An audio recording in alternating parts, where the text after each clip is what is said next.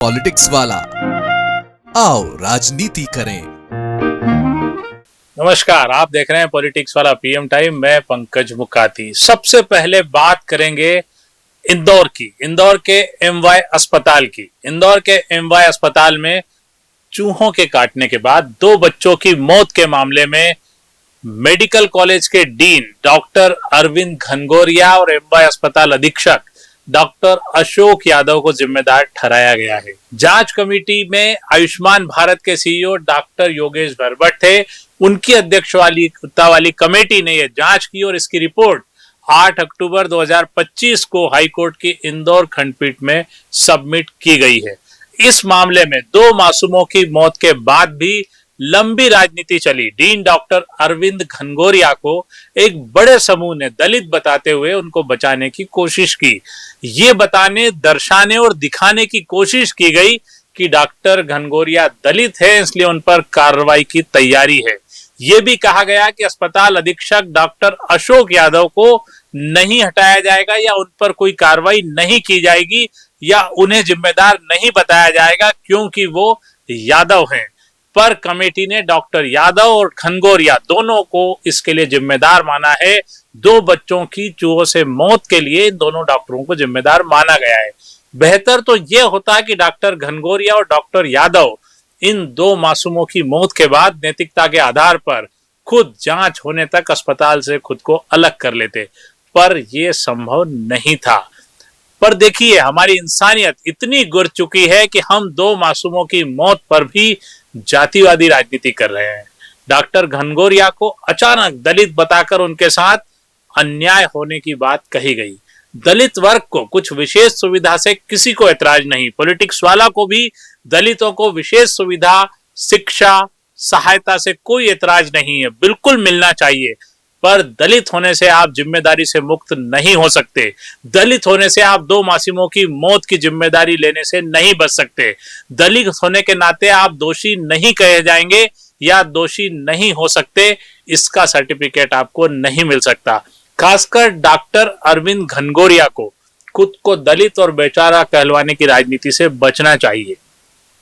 Doctor साहब, आप कब दलितों के साथ खड़े रहे? आप आज सामने आ रहे हैं, जब आप दोषी सिद्ध किए जा रहे हैं तो समझ में आ रहा है कि डॉक्टर अरविंद घनगोरिया दलित हैं। इसके पहले आप किसी दलित मंच पर हमें दिखाई नहीं दिए। अब आप दलित नहीं, मलाई वाली श्रेणी में हैं। आपकी 3 पीढ़ी पढ़ लिख कर, तमाम सुविधाएं भोग कर सब कुछ हासिल कर चुकी है, फिर आप कैसे दलित? डॉक्टर घनगोरिया इसी साल फरवरी में एमवाय अस्पताल के डीन बने थे। इससे पहले वे नीमच में पदस्थ थे। डॉक्टर अरविंद घनगोरिया एक वरिष्ठ गैस्ट्रोलॉजिस्ट यानी पेट और आंत के सर्जन हैं। उन्हें लेजर, रोबोटिक और मिनिमल एक्सेस सर्जरी में विशेषज्ञता हासिल है।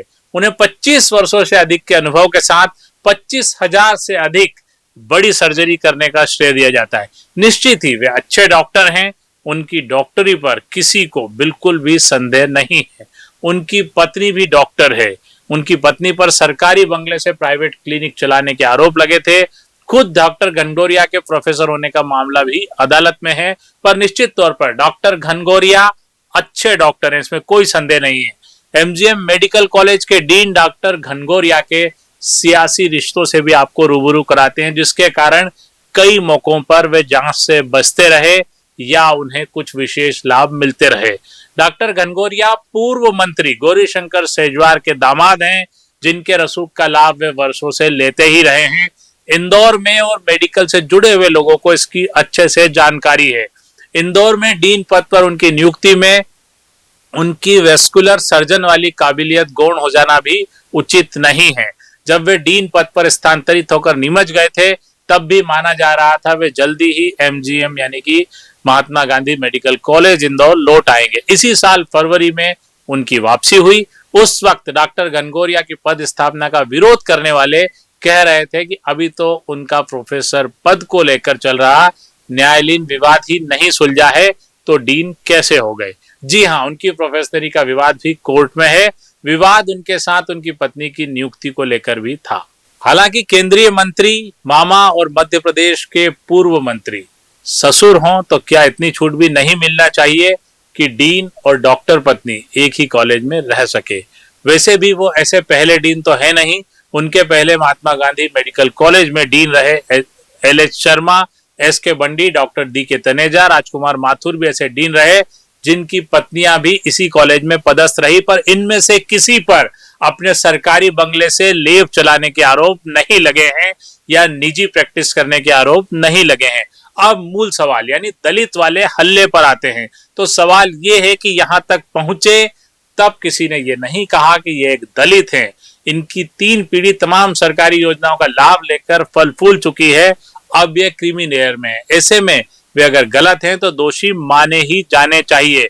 एमवाय अस्पताल में 2 बच्चों की मौत के बाद घनघोरिया फिर कटघरे में खड़े हैं। दरअसल 31 अगस्त से 1 सितंबर 2025 की रात को एमवाय अस्पताल के पीडियाट्रिक आईसीयू में 2 नवजात लड़कियों को चूहों ने काट लिया।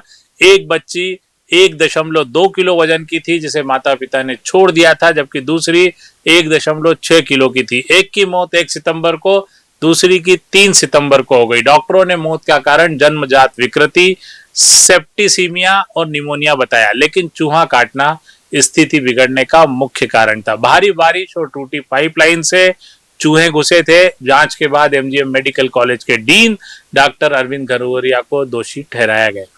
लेकिन सबसे बड़ा सवाल यही है कि चूहों को हटाने के लिए पेस्ट कंट्रोल कंपनी को करोड़ों रुपए दिए गए, उसके बाद भी चूहे कैसे रहे और किसी जिम्मेदार ने उन्हें देखा क्यों नहीं। इसके लिए डॉक्टर यादव और डॉक्टर घनघोरिया दोनों को जिम्मेदार माना गया और 8 अधिकारियों पर भी कार्रवाई हुई, जिसमें निलंबन और पद से हटाना शामिल है। हाईकोर्ट ने स्वतः संज्ञान लेते हुए इसके जांच के आदेश दिए थे। ऐसे में डीन को बचाने के लिए किसी भी तरह का राजनीतिक कार्ड खेलना या जातिगत कार्ड खेलना न्यायोचित नहीं है। पीएम टाइम में अब हम रुख करते हैं बिहार की राजनीति का, क्योंकि बिहार इस समय सबसे ज्यादा चर्चाओं में है और बिहार पर चर्चा के बिना पीएम टाइम अधूरा ही रहेगा। आज दिन भर बिहार में क्या हुआ आपको हम थोड़ा सा शॉर्ट में बताते हैं। बिहार विधानसभा चुनाव को लेकर एनडीए और महागठबंधन में सब कुछ ठीक चलता नहीं दिख रहा है। बताया जा रहा है कि नीतीश बाबू फिर नाराज हो गए हैं। वे सीट शेयरिंग में मिले 101 नंबर से तो संतुष्ट हैं, लेकिन मोदी के चक्रव्यूह को समझ गए हैं, इसलिए नाराज हैं। वो चाहते हैं कि चुनाव से पहले उनको सीएम का चेहरा घोषित किया जाए। उनको डर है कि कहीं चुनाव के बाद बीजेपी उनके साथ गेम न कर दे, क्योंकि बाकी की 142 सीटें बीजेपी और उनके करीबी दलों के पास है, जिससे बीजेपी चुनाव के बाद अपना सीएम बनाने के लिए दबाव बना सकती है, जो नीतीश को फिलहाल मंजूर नहीं है। इसी प्रकार केंद्रीय मंत्री और हम नेता जीतन राम मांझी चिराग पासवान से नाराज हैं। उन्होंने कहा कि जब फैसला हो चुका है तो जनता दल यू को आवंटित सीटों पर चिराग अपने उम्मीदवार क्यों उतार रहे हैं। उनकी बात से सहमत होते हुए बोधगया और मकदमपुर में अपने उम्मीदवार नहीं उतारूंगा, ये बात मांझी ने कही है। उधर कांग्रेस और आरजेडी अभी तक तय नहीं कर पाए हैं कि कौन कितनी सीटों पर लड़ेगा। कांग्रेस ने कहा है कि वो महागठबंधन में सीटों को लेकर कोई समझौता नहीं करेगी। आरजेडी ने अभी भी सीटों को लेकर खींचतान जारी है। आरजेडी 55 से 60 सीट से ज्यादा कांग्रेस को नहीं देना चाहती। वहीं कांग्रेस पिछले चुनाव के बराबर सीट चाहती है। सीट बंटवारे के अंतिम दौर की बातचीत के बीच तेजस्वी यादव सोमवार को राहुल गांधी और मल्लिकार्जुन खड़गे से मिले बिना ही दिल्ली से पटना वापस लौट गए। उधर लोक गायिका मैथिली ठाकुर अंततः पटना में बीजेपी में शामिल हो गई। वे अलीनगर से चुनाव लड़ सकती है। पीएम टाइम में आज इतना ही। हम आपको इस विशेष पीएम टाइम में राजनीतिक खबरों के विश्लेषण के साथ बिहार चुनाव पर लगातार अपडेट करते रहेंगे। इसके अलावा देश की बड़ी राजनीतिक खबरों पर भी आपको अपडेट देते रहेंगे। आज के लिए इतना ही। धन्यवाद, शुक्रिया। चैनल को लाइक और सब्सक्राइब करना न भूलें।